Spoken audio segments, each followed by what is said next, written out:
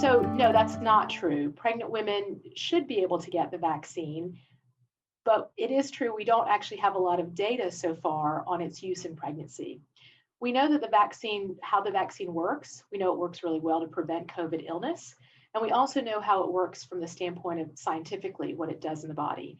And for those reasons, there's no concern from there being a safety issue with the vaccine in the woman herself or her baby. We do know that pregnant women are at increased risk for complications from COVID. For example, having a higher chance of being admitted to the ICU or intensive care unit, having a higher chance of requiring a mechanical ventilator to breathe for them, or a higher chance of having to go on cardiopulmonary bypass or ECMO. So when we look at the risks being so significant compared to the great benefits of the vaccine, we would recommend that pregnant women consider getting the vaccine if they know that their chance of getting COVID is higher.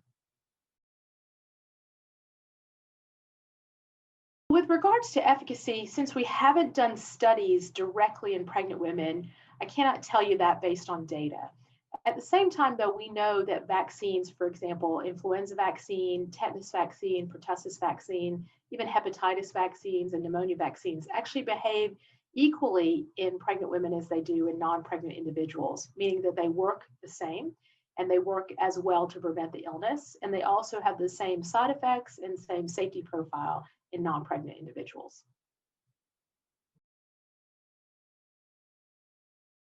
So we know that when a mother gets, or when a pregnant woman gets a vaccine, her body generates antibodies, right, to fight against that infectious disease.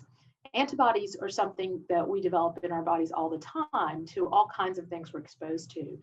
The nice thing is those antibodies then cross the placenta into the baby through the cord blood. And we know this because we can measure antibodies in cord blood when a baby's born. And we've done a lot of those studies even here at Duke, where we've looked at influenza antibodies that cross from mom to baby and protect the baby. We've looked at that for protecting infants against pertussis or whooping cough. So giving moms the Tdap or pertussis vaccine in pregnancy helps protect their infant for the first 4 to 6 months of their life against getting pertussis. And there are other studies ongoing with RSV and Group B strep vaccines that are in ongoing clinical trials that behave exactly like that, trying to protect the baby with antibodies that cross from mom to the baby.